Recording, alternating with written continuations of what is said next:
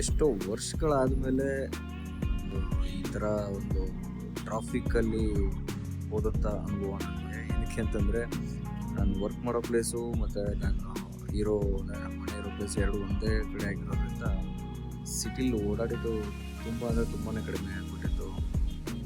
ಸ್ವಲ್ಪ ಏನೋ ಕೆಲಸ ಬಂತು ಅಂತ ಮುರುಗೇಶ್ಪಾಳ್ಯ ಕಡೆ ಹೋಗ್ತಾ ಇದ್ದಾಗ ಬಾಬಾ ಇರೋದು ಒಂದು 25 ಕಿಲೋಮೀಟ್ರ್ ಆಗಿತ್ತು ಅಷ್ಟೇ.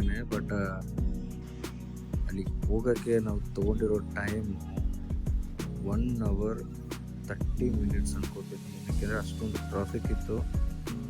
ಇತ್ತೀಚೆಗೆಲ್ಲ ರೋಡ್ಗಳು ಚೇಂಜ್ ಮಾಡಿಬಿಟ್ಟಿದ್ದಾರೆ. ಒಂದು ಕಡೆ ಒನ್ ವೇ ಮಾಡಿದ್ದಾರೆ, ಒಂದು ಕಡೆ ರೋಡು ರೆಡಿ ಆಗ್ತಾಯಿತ್ತು, ರಿಪೇರಿ ನಡೀತಾಯಿತ್ತು. ಅದನ್ನೆಲ್ಲನೂ ಅಂದರೆ ಗೊತ್ತಿರಲಿಲ್ವಲ್ಲ, ಆ ಕಡೆ ಹೋಗಿರಲಿಲ್ಲ ಜಾಸ್ತಿ. ಹಾಗಾಗಿ ಬಟ್ ಎಕ್ಸ್ಪೀರಿಯನ್ಸ್ ಇದೆಯಲ್ಲ, ನೋಡ್ತಾ ಇದ್ದೀರ.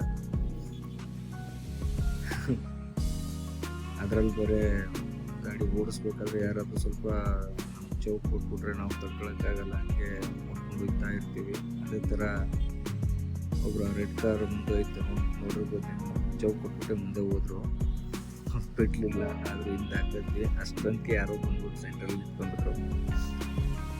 ಹಾಗೆ ಸ್ವಲ್ಪ ನಾವು ಟ್ರಿಗರ್ ಆದರೆ ಇದೇ ಥರ ರೀಚ್ ಆದ್ವಿ, ಕೆಲಸ ಮುಗಿಸ್ಕೊಂಡ್ವಿ. ಆದರೂ ಬೆಂಗಳೂರು ಟ್ರಾಫಿಕ್ಕು ರೆಬಲ್ ಬ್ರೋ.